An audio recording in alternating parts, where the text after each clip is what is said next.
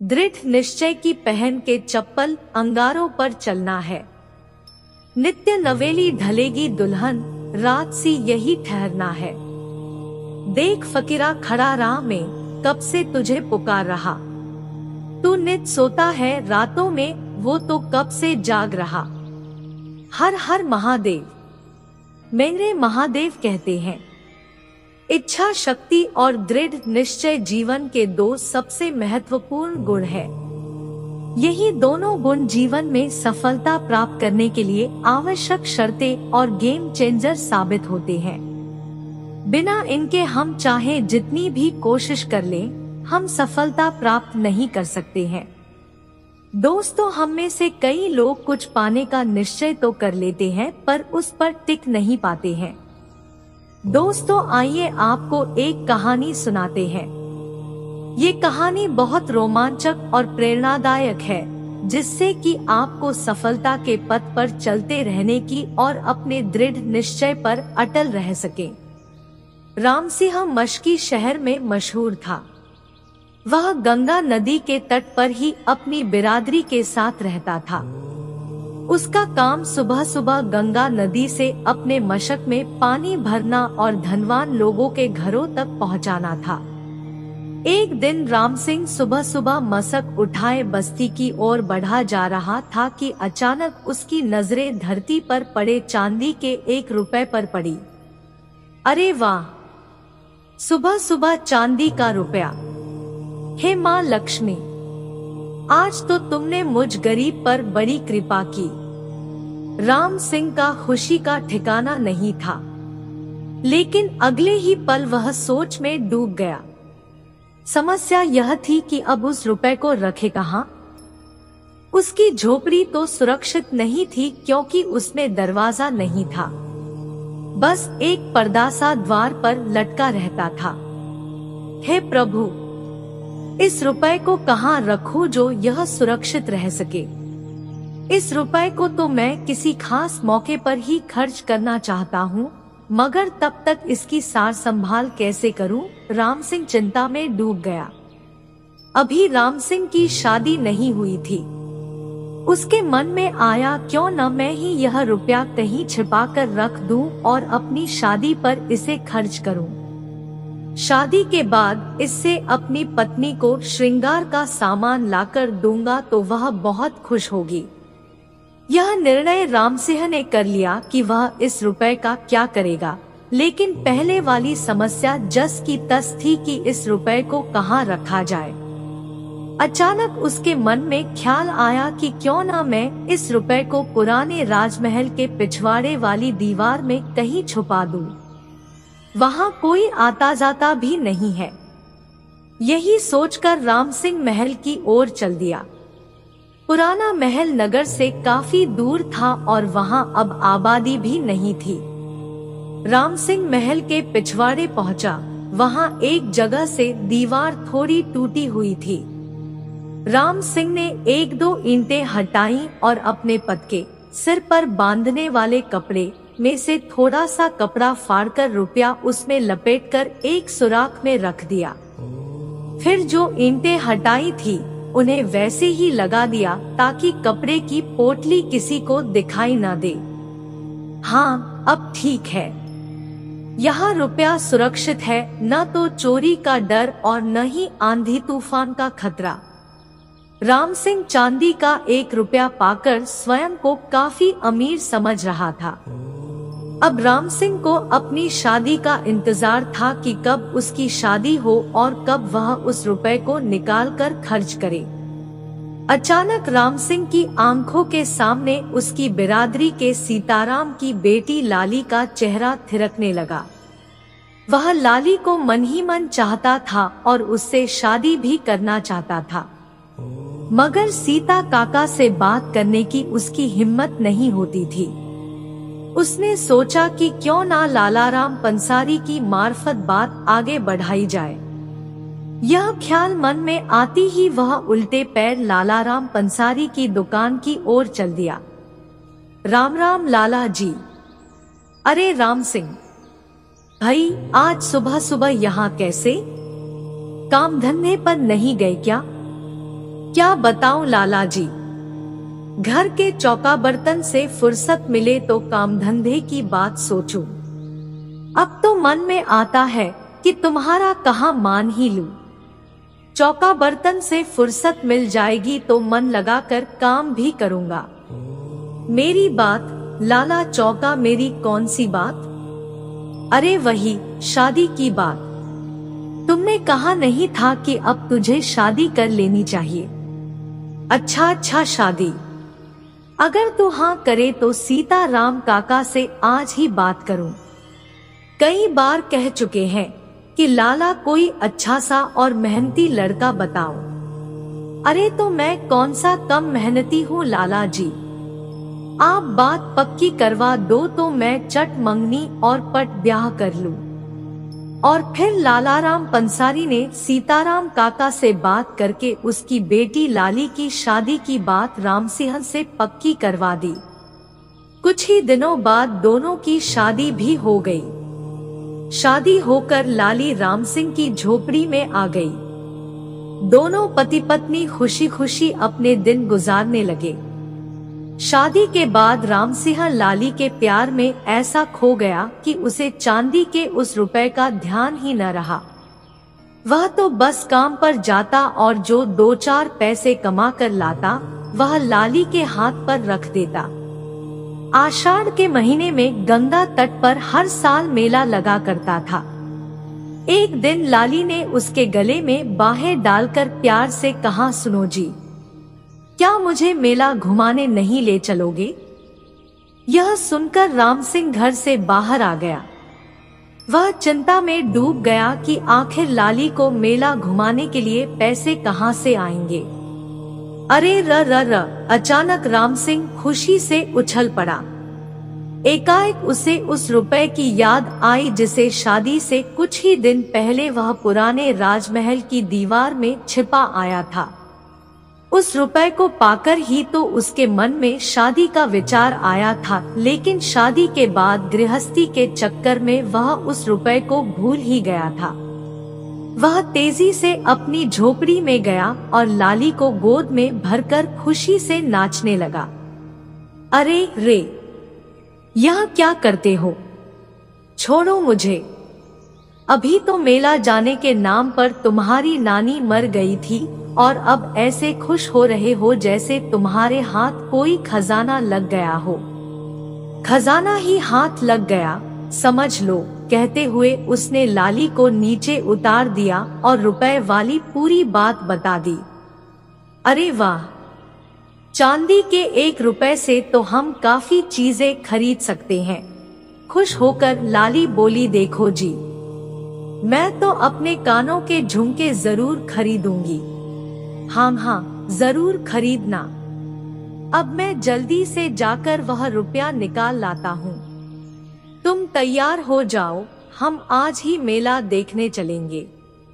फिर रामसिंह राजमहल के पिछवाड़े वाली दीवार से रुपया निकालने चल दिया।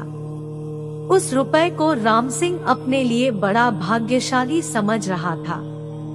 उसी की बदौलत उसकी शादी लाली से हुई थी। उसके लिए तो सारी दुनिया की दौलत एक तरफ और वह रुपए एक तरफ था। रामसिंह तेजी से पुराने महल की ओर भागा जा रहा था। वह जिस सड़क पर भागा जा रहा था वह जंगल में स्थित पुराने महल से जा मिलती थी। रास्ते में एक और नया राजमहल था। जिस समय रामसिंह भागा जा रहा था उसी समय महाराज महल की छत पर खड़े अपने मंत्रियों से मंत्रणा कर रहे थे। अचानक उनकी नजर रामसिंह पर पड़ी।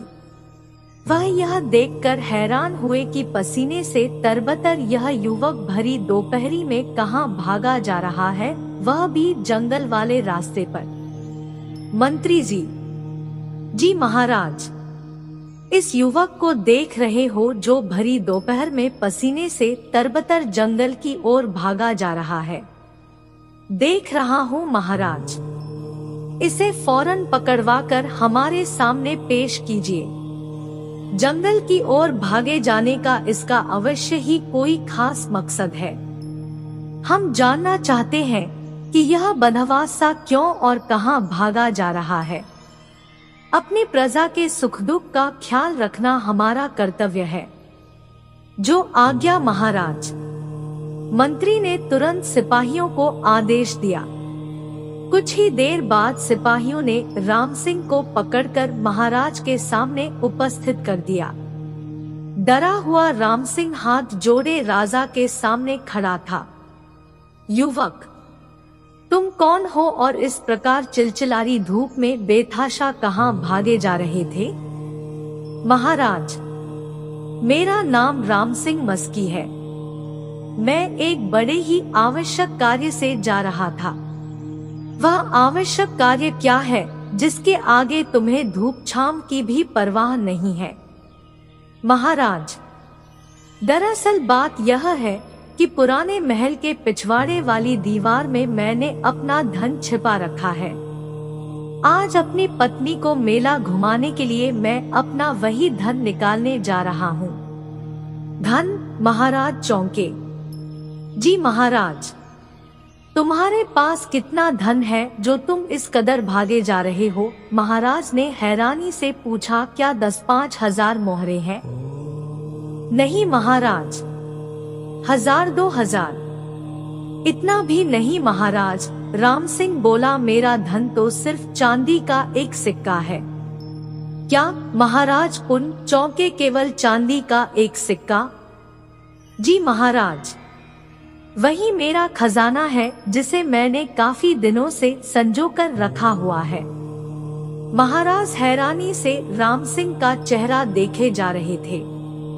राम सिंह का भोलापन देखकर उन्हें उस पर तरस आने लगा था। जबकि राम सिंह कह रहा था, उस एक सिक्के से ही मैं अपनी पत्नी को मेला दिखाकर खुश कर दूंगा। मेरी पत्नी के सिवा मेरा इस दुनिया में कोई नहीं है महाराज। यदि ऐसी बात है तो हम तुम्हें अपने खजाने से चांदी का एक सिक्का दिला देते हैं। उसे लेकर तुम घर जाओ और अपनी पत्नी के साथ मेला देख आओ।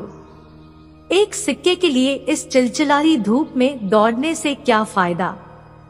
महाराज, आज आप मुझ पर मेहरबानी करके मुझे 1 रुपया दे रहे हैं।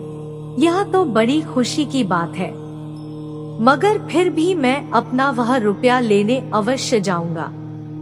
वह रुपया मेरे लिए बड़ा भाग्यशाली है। देखो राम सिंह, इस तपती दोपहरी में जंगल की ओर जाने का विचार त्याग दो। तुम हमारी प्रजा हो और हम राजा। अपनी प्रजा के सुख दुख का ख्याल रखना हमारा कर्तव्य है। तुम्हें चांदी का एक सिक्का कम लगता है तो हम 2 सिक्के दिला देते हैं। आप हमारे अन्नदाता हैं महाराज। आप कृपा करके जो भी देंगे मैं सहर्ष स्वीकार कर लूंगा। किंतु क्या? मैं अपना वह रुपया लेने जंगल अवश्य जाऊंगा। यदि हम तुम्हें 100 मोहरे दे तो क्या तब भी? हाँ महाराज, तब भी। अजीब, देखो बेवकूफ और जिद्दी युवक है। 100 मोहरे लेकर भी अपना एक सिक्का छोड़ने को तैयार नहीं। आखिर ऐसी क्या विशेषता है उस सिक्के में? सोचते हुए महाराज ने पूछा, अरे युवक, तेरे उस सिक्के की क्या विशेषता है जो 100 मोहरों के बदले भी तू उसका मोह छोड़ने को तैयार नहीं? महाराज, मैं बता चुका हूँ कि यहाँ मेरे लिए वह सिक्का बड़ा ही भाग्यशाली है। यदि मुझे वह सिक्का ना मिला होता तो मेरी शादी भी नहीं हुई होती। यदि मैं शादी न करता तो मुझे लाली जैसी सुंदर और सुशील पत्नी भी नहीं मिली होती। इसलिए महाराज, वह रुपया मेरे लिए बहुत कीमती है। महाराज ने सोचा, यह युवक धुन का पक्का है, मगर ईमानदार है या लालची, इसके लिए इसकी परीक्षा लेनी चाहिए।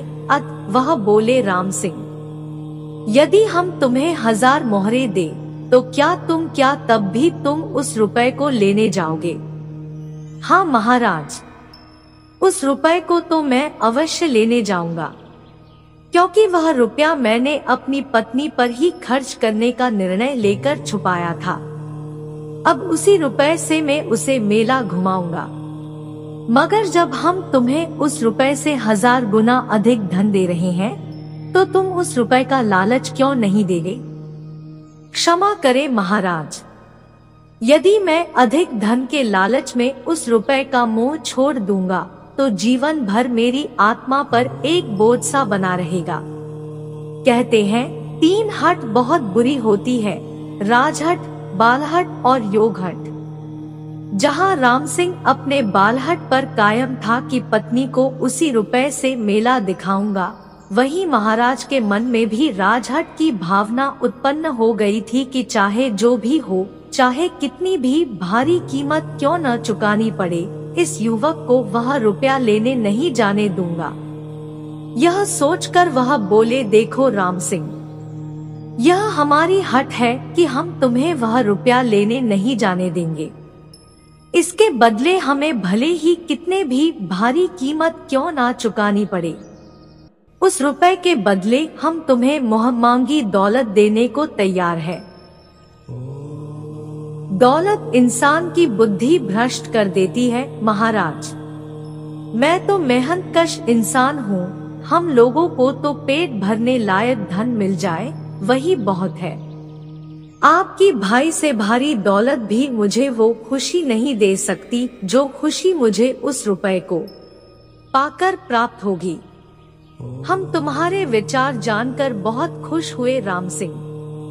तुम लालची नहीं हो, तुम जैसे नौजवान जिस राज्य में हो वह राज्य अवश्य ही उन्नति करता है।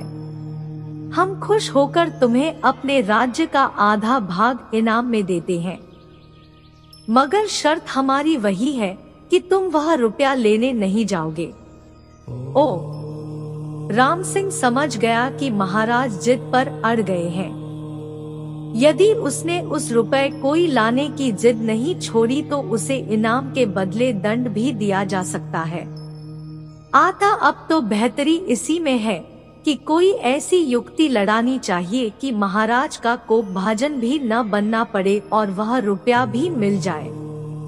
आता वह बोला, महाराज आपकी आज्ञा सिर माथे पर, किंतु आप मुझे राज्य का वही हिस्सा दे जो मैं चाहता हूँ। शाबाश, यह हुई न कोई बात। प्रजा को सदा अपने राजा की आज्ञा का पालन करना चाहिए। बोलो, तुम्हें हमारे राज्य का कौन सा हिस्सा स्वीकार है? हम वचन देते हैं तुम्हें वही हिस्सा दिया जाएगा। मुझे उत्तरी हिस्सा चाहिए महाराज। और राम सिंह, तुम सचमुच बहुत बुद्धिमान हो। अपने बुद्धिबल से तुमने हमारा आदेश मानकर हमें भी संतुष्ट कर दिया और अपना वह रुपया भी प्राप्त कर लिया, क्योंकि उत्तरी हिस्से में ही वह पुराना महल है जिसमें तुमने अपना 1 रुपया छुपा रखा है। तुम बुद्धिमान ही नहीं, दृढ़ निश्चय भी हो। तुम जैसे युवक सदैव उन्नति करते हैं। हमें गर्व है कि तुम जैसा होनहार युवक हमारे राज्य में पैदा हुआ, और वह भाग्यशाली रुपया भी महाराज, जिसके कारण मैंने आपकी खुशी से आपके राज्य का आधा हिस्सा भी पा लिया। अब आप ही बताएं कि मैं उस भाग्यशाली रुपए का मोह कैसे छोड़ सकता हूँ। राम सिंह के दृढ़ निश्चय और बुद्धिमता के समक्ष नतमस्तक हो गए। उसी दिन राम सिंह को राज्य का आधा हिस्सा देकर वहां का राजा बना दिया गया। राजा बनते ही राम सिंह ने सबसे पहले पुराने महल की दीवार से अपना वह रुपया प्राप्त किया और उसे चुमकर माथे से लगाकर बोला, तुम बहुत शुभ हो। तुम्हारे कारण ही मेरे नसीब जाग गए मित्र। यदि तुम मुझे न मिलते तो न सुंदर और सुशील पत्नी मिलती और न ही राज्य। तो दोस्तों, किसी ने सत्य ही कहा है, धुन के पक्के और दृढ़ निश्चय मनुष्य उम्मीद से अधिक पा लेते हैं, लेकिन प्राप्त किया जाने वाला लक्ष्य शुभ एवं निस्वार्थ हो। इसका एक सरल सा उदाहरण हम सर एलोन मस्क के जीवन को लेकर देख सकते हैं। स्पेसएक्स और टेस्ला मोटर्स के संस्थापक जिन्होंने न जाने कितनी ही बार असफलता प्राप्त किया, वह भी लगातार फिर भी वे अटल रहे और दृढ़ निश्चय गुण की वजह से ही वे आज दुनिया के दूसरे सबसे अमीर और सबसे सफल व्यक्ति बन पाए। दृढ़ निश्चय एक ऐसी शक्ति है जिसका कोई तोड़ नहीं है। इसलिए आप भी अपने लक्ष्य का प्रति अपना दृढ़ निश्चय बनाए रखें और इसके लिए आपको बस यह करना है, आपने आज जो निश्चय किया है करने का उसे एक कॉपी में लिख लें। रोज आपने कितना काम किया उस कॉपी में नोट करते रहें जब तक कि काम पूरा न हो जाए। जीवन में सफलता के लिए आत्मविश्वास बहुत आवश्यक है। यह आत्मविश्वास केवल आपके दृढ़ संकल्प और इच्छा शक्ति से प्राप्त होती है। यदि आपके पास ये दोनों गुण हैं, तो आपने अपने लक्ष्य के रूप में जो भी तय किया है, तो आप उस लक्ष्य को प्राप्त करने के लिए आश्वस्त रहें। आपकी इच्छा शक्ति और आत्मविश्वास ही आपके जीवन और कार्यों में सफलता के लिए आपको आवश्यक मजबूती प्रदान करता है। केवल इतना ही नहीं बल्कि आप अपने सामने आने वाली प्रत्येक बाधाओं पर काबू पाने के लिए आप अपने आत्मविश्वास को महसूस कर सकते हैं। यदि आपके पास पर्याप्त इच्छा शक्ति है, तो कोई भी लक्ष्य आपके लिए असंभव नहीं है और आप पहले से और अधिक मजबूत और बेहतर होते जाएंगे। आपके द्वारा उपयोग की जाने वाली इच्छा शक्ति और दृढ़ संकल्प ही आपकी सामाजिक स्थिति को सुधारती है। लोग आपके बारे में क्या और किस प्रकार की बात करते हैं, यह इसी बात से प्रदर्शित हो जाता है। यदि आपका आत्मविश्वास सुदृढ़ है, तो आपके दुश्मन भी आपकी प्रशंसा करेंगे। अधिक लोग आपके बारे में बातें करेंगे और आपकी दृढ़ संकल्प की क्षमताओं का सम्मान करेंगे। आप अपने दोस्तों और रिश्तेदारों के अलावा ऐसे भी लोगों में लोकप्रिय होंगे जो आपकी तरह आत्मविश्वास से भरे हो। लोग समय समय पर आपकी सलाह भी लेंगे। आप जितने अधिक लोकप्रिय होंगे, आपका आत्मविश्वास और बढ़ेगा और आप खुद अपने बारे में अच्छा महसूस करेंगे। भाग्य खतरनाक होता है। यह आपके आत्मविश्वास को डगमगा कर और आपके लक्ष्य तक पहुंचने से आपको रोकता है। जिस क्षण आप अपने भाग्य पर विश्वास करने लगते हैं, वहीं पर आपका आत्मविश्वास और दृढ़ संकल्प पीछे की ओर हट जाता है।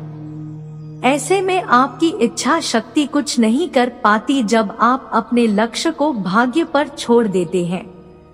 जो व्यक्ति अपने भाग्य के भरोसे बैठा रहता है, वह कुछ करने के बजाय उस घटना के अपने आप हो जाने की प्रतीक्षा करता है।